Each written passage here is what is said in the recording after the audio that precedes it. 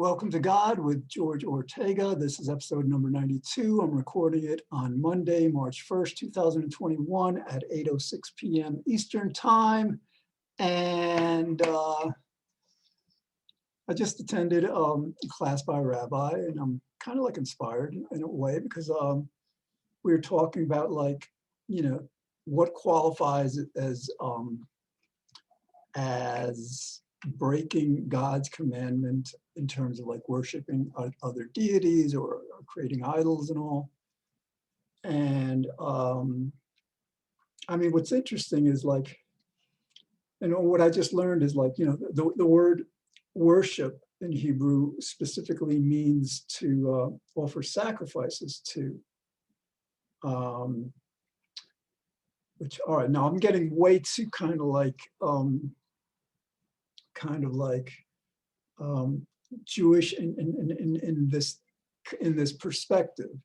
This is like, or maybe even too technical in that way. So yeah, no, like God apparently doesn't want me to go into that, partly because I don't know much about it. I probably have to learn a lot more to say something relatively meaningful.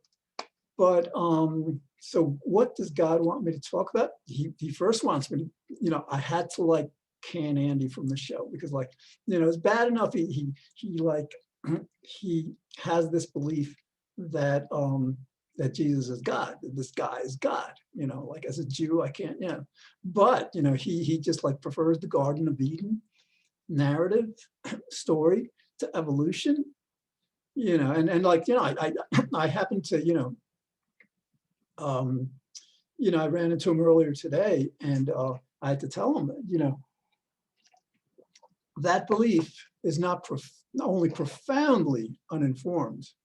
I mean, profoundly, it's also dangerous because like people who question evolution, who prefer the Garden of Eden story to evolution, probably also deny climate change. And even like among the Orthodox Jews, these guys in like, the Hasidim and all, they killed a lot of people, by not distancing, by disrespecting science and scientists, God's gifts to us to keep us well, to make us well. So, so yeah. On the other hand, I just got like, a while back, I started the show with my friend Josh, who's in Colorado, and we had to kind of like, part ways in a certain sense, because like, after 50, you got to admire the guy. We did about 50 episodes, so he's very open-minded, he's young, he's like, and yeah, I really admire this in him a lot. But like after 50 episodes, he was kind of like questioning the validity or the wisdom in acknowledging God, in having this understanding of God. So anyway, so he just like emailed me today. I mean, he's on sabbatical, he's doing some other stuff. And so, if he comes on the show, he'll have to just like, kind of like demonstrate to me that he values, because I mean, like, this is about God. I'm not going to do a show about God and just like, I mean, like, if he wants to kind of like, we can do a few episodes, I suppose, if he wants to raise some objections to that perspective, and we can explore them.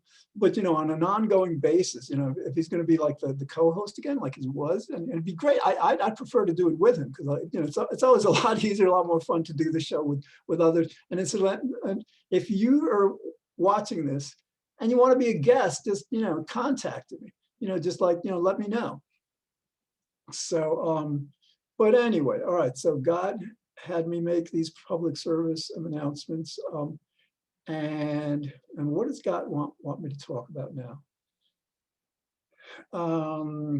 Actually, God is going to allow me to refer to my cheat sheet, this list of topics that I made a while back, so that when God wasn't, paying all that much attention to what I was saying and stuff, I could refer to this. All right, reincarnation. I like this. All right, so we've got like, we've got several kinds of options, and they're all within Judaism. Some are within Christianity and Islam. The three major monotheistic religions, and reincarnation actually also made its way into Buddhism, apparently, because I think initially when the Buddha spoke, he said, like, no, this is all about this life. I have no idea what's happening on the other side, but later Buddhists introduced that, and I think it must have been part of Hinduism, which Buddhism derived from. But all right, reincarnation. It's a nice thought, but here's my cut to the chase take on it. Basically, this is all, we're guessing. Come on, we're guessing. We have no idea. There's no solid effort. There's anecdotal. You have people that, oh yeah, I was dead for an hour and a half. They brought me back and this is what I saw. But like, I don't know, that's evidence, but I'm not sure it's strong enough to base a firm conclusion on. So the idea is that, given the lack of evidence regarding what happens after we die, it's kind of wise, I think, to posit, to believe, to cultivate even the belief in the greatest and the best outcome for everyone. And I say everyone because, again, like, it's like, I don't believe in free will. So like, yes, God made some people really horrible, do some really horrible things. But even like, I mean, to cast some people into eternal damnation, that's not real incarnation, that's just one belief. But like, or just like to have, people reincarnate in lower forms. I don't know, one can believe that, but that has an element of reward and punishment that I like to try to avoid because we don't really have a free will, it's all God's will. So it just wouldn't be fair for God to condemn us. I mean, he had, having said that, God does that all the time in this incarnation, in this life, but to extend that, for eternity or for future lifetimes, I just prefer, again, going back to the basic understanding, we don't know what happens, and it just seems wise to prefer, rather than being reincarnated, to prefer that we all continue to exist. We're reincarnated into, I guess we can use the word reincarnated. We're reincarnated into a different domain. It doesn't have to be this earth. That's another thing. Like, you never hear these religious people, prophets and all, talk about other planets. I mean, we've got 2.2 trillion, 2 to 3 trillion galaxies, each with 2 to 300 billion stars. So like this idea that all reincarnation of souls has to take place on this planet, I think it's a bit limited. I mean, yes, you have to concede that that's all they knew back then when they were started talking about this stuff. But we who know better, would want to posit that, yeah, it's a possibility. It's a possibility that we get reincarnated into some faraway galaxy. And like, all right, if I, if I have any choice in this, and it'd be great if I did. I mean, like, Earth is great, whatever. And I want to kind of like stick around with the same people, and that might be possible because maybe like on the other side, like people can be in more than one place at once, which is interesting. But yes, I mean, like, I wouldn't mind being reincarnated into another galaxy if, for example, everyone there was blissed out and completely virtuous. I mean, just basking in the pleasure of God's existence, just like, not having to do anything, not having to earn anything, not having to be afraid of messing up, just completely blissfully enjoying reality. And again, the other part is like, it wouldn't be, and actually, if everybody's completely enjoying reality, this whole thing of virtue just becomes inconsequential because, like, to be less than virtuous is to invite or cause to happen pain, suffering in others or in oneself. So like, again, like imagine a world where like everybody's completely blissed out, game over. And yes, I could appreciate existing eternally in that. Now that creates some complications. I guess the first thing comes to mind. Well, let's say we, on Earth, let's say that's what happens to us. It's kind of like our reward for having gone through all these years of like less than perfect existence. We make mistakes, we get punished, or we don't make mistakes, we get punished. So like, but here's a bit of a wrench in it. I mean, like, what if we were in this blissful existence, completely blissful, whatever, pick a galaxy, whatever. And then we learn about some civilization, some other galaxy, or even within our own galaxy. Maybe it's a nearby planet, that we have, we just know that people there are suffering, and that doesn't seem like it would be in line with complete bliss, nor complete virtue, because like, if we were to, I mean, like, this is assuming that like we're not doing it. I mean, like, and then yeah, this gets complicated. And I guess this is reincarnation. There's a lot of kind of like aspects of reincarnation. You begin to ask them, and things like, all right, I'm just going to segue because this is kind of cool. Let's say, and hopefully I will remember this train of thought and we'll get back to it. But let's say there's reincarnation, and no. Let's say there is not reincarnation, but we all, let's say, continue to live. Everybody here on Earth, it was reincarnated into this heaven place. This, it's not Earth, but the question becomes, like, for example, like, and everybody's there, so, like, if you understand evolution, you understand that many years ago that people, kind of like resembled ape-like creatures. We weren't developed as the Homo sapiens that we are now, the human species. And so like the question becomes, I mean, like, do we relate to all these, like, to Neanderthals, to previous, subspecies of human beings? I don't know, that's a question. But anyway, so yeah, you get, you're on in this galaxy, you've been reincarnated, because like, yeah, you say, this Earth has too many problems. I mean, we think we've on the cusp of creating this, like, this Aquarian age, this really wonderful place for everyone.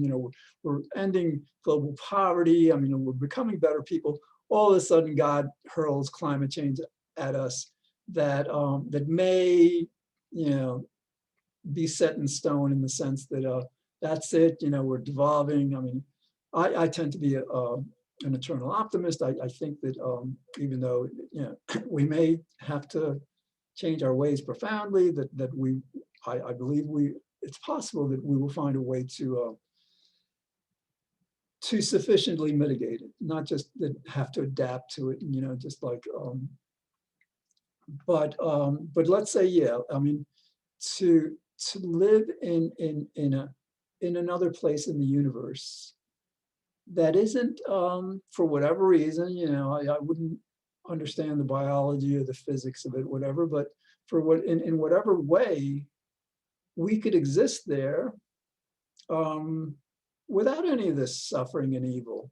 That would be kind of like the new promised land. You remember, like with Judaism, it was like, our people were taken from, Moses led our people out of Egypt through the desert 40 years into the promised land. So this would be the promised land on steroids. This would be like, because like the promised land still had problems for them, So this would be like, yes, a perfect existence.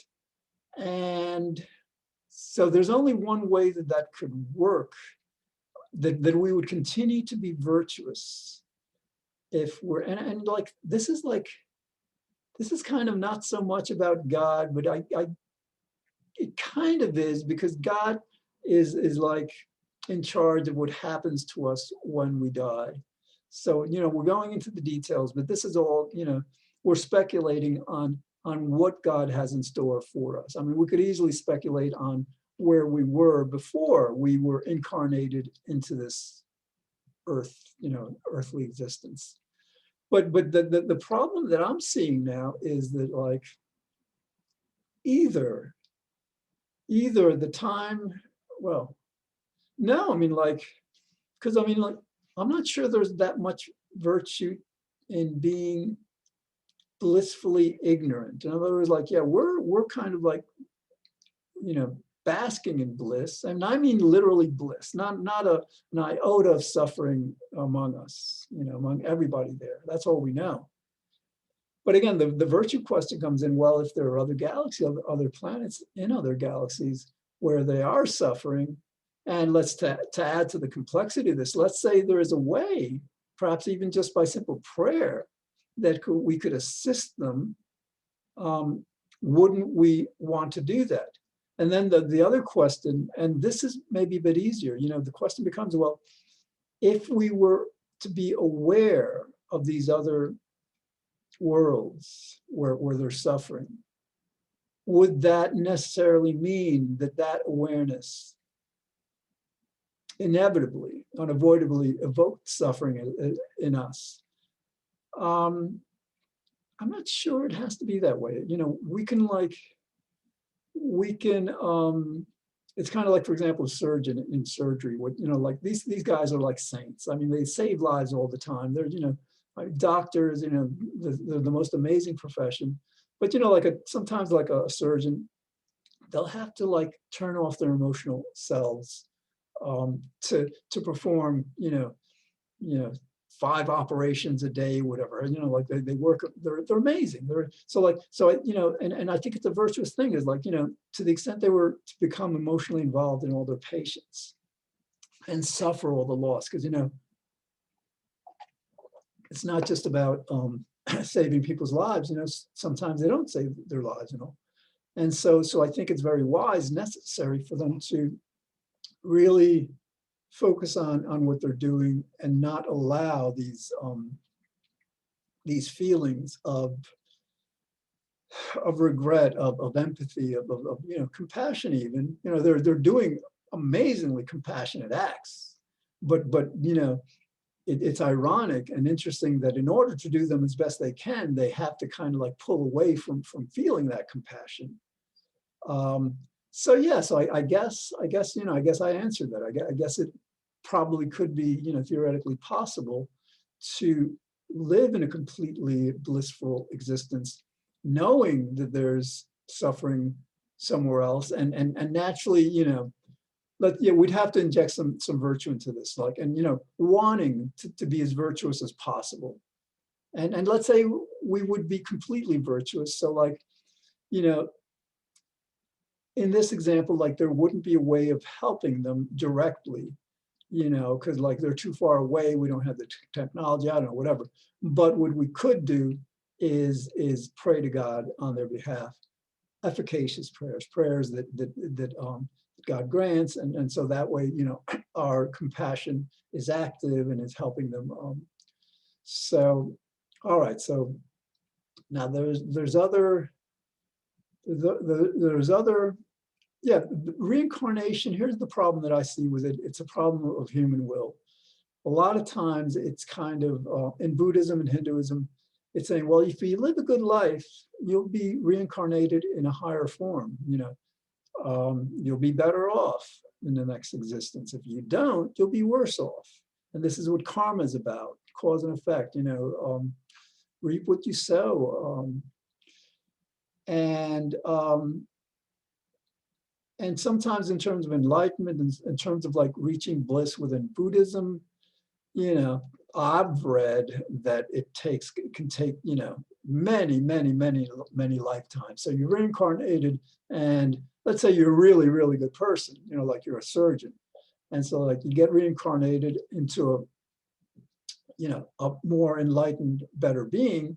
but you're still like way, way far away from how wonderful a person you could be, many, many lifetimes away. And so, I mean, when you think about it, the reason I kind of like prefer the more conventional Judeo-Christian, although Christianity to a much greater extent has this conception of hell that I can't accept, because even the most hateful God that I can imagine would never condemn a person to eternal suffering. I mean, for what they do within the span of 100 years or less. That's just like, think about it.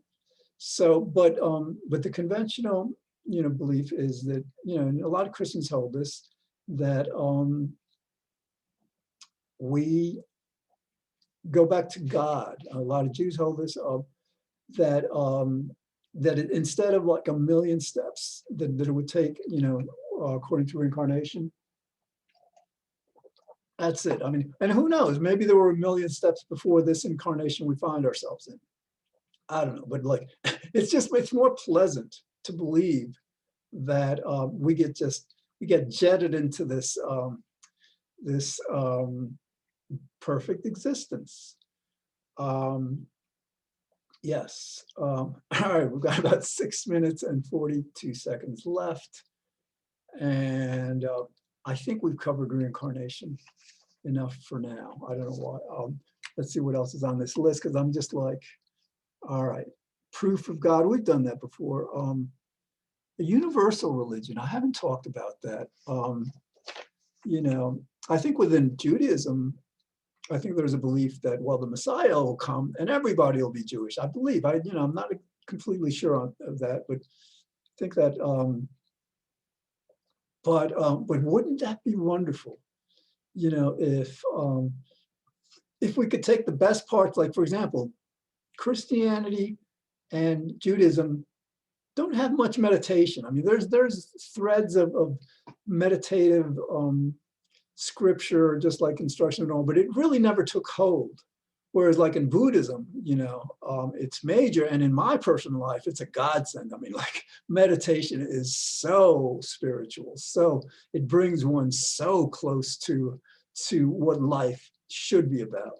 So imagine, you take the wisdom of meditation from Buddhism, you take the attention to legal detail of Judaism, you take the grace of Christianity without the hell stuff, you take the I don't know what Hinduism. I mean, Hinduism, they're polytheistic. They have all these gods. So yeah, so like there's a lot of kind of, I mean, it's one God. Yeah, you can't, evade or deny the existence of one central governing, creating reality. But whereas like in Judaism, we have, well, there's the Shekinah, the kind of like the feminine version of God. There's several names of God that have different connotations. Like imagine the Hindu conception of being so many different manifestations. That might be cool. I haven't thought that through. But yeah, the universal religion would you can marry anyone you want, just like anywhere in the world you go, you could kind of like the religious people, everybody's religious. I mean, that would be so cool. And like they say that religion has killed a lot of people, and it has the Crusades and all. But science, I think, well, science, religion probably saved a lot of people, but science, I think, has killed a lot of people also, bombs and guns and bullets and all that stuff. And now, climate change, which is already killing people, but, so actually this, it's a bit of a segue, but the question as to whether religion has killed more people or will kill more people, or science, it's an open question because of this climate change thing. But yeah, more about a universal religion. So like, it would be great, because in my mind, God is not just a belief. God is an absolutely necessary conclusion. It's a necessary explanation for what is and why what is. Incontrovertible, you can't deny it. So imagine you have all the religions, understanding that. And again, I guess the best part of it is like, if you're a Christian, you can go to, let's say you're Catholic, you can go to a Catholic mass anywhere in the world. You may not understand the language unless it's in Latin. That's probably, but like if you're Jewish, it's in Hebrew, so everybody. Well, actually, it's interesting. In Judaism, everybody reads Hebrew, very few understand it. We need some work on that. Whatever. But yes, I mean, so what we'd have to do that. So actually, that's a very, very important point. In addition to creating a universal religion, where we pull the really good stuff from all these other religions, also. Because again, Judaism has a lot of great stuff. Christianity has some good stuff, but again, meditation is awesome. It should be part of this universal religion. In addition to that, we would all agree on a language, that everybody not just learns how to read, but everybody learns how to understand. So like you're anywhere in the world and you go to let's say they have 4, 5, 6 services. They should have more services. They should have services in the middle of the night. These religions that we've got today, they're just like, they've been hijacked by morning people. These people who wake up at 5 o'clock, what an ungodly hour to wake up, to get to the shul or a religious service, at 6 or 7. Ow. So like, for night owls like myself and many of us, we would have, there'd be services at 3 o'clock in the morning, because a lot of times I like to, do stuff 12, 1, 2 in the morning, read whatever, just, and so that would be very cool. All right. Universal religion. And again, I mean, I got to learn a bit more about this, the Messianic era in Judaism. I think that's what it points to. Maybe we'll be reading and understanding, God willing, Hebrew, but that might be it. All right. Less than a minute to go with this. Thanks for watching. Catch this every Monday through Friday on White Plains Community Media Channel 76. If you get Optimum 45, you get Verizon at 5 o'clock every Monday through Friday. And I upload the episodes to the internet. So like, again, Josh may be joining us, soon, but I just have to he's got to be on board with this God stuff. Because a show about God, you can't have a co-host saying, I'm not sure this is a good idea. So, anyway, so again, I really hope that we're on board on this, because it would be a lot more fun to do with him. And so 92 episodes, not bad. All right, so anyway, I hope you're having a great day, and God willing, I shall see you again tomorrow. Thanks.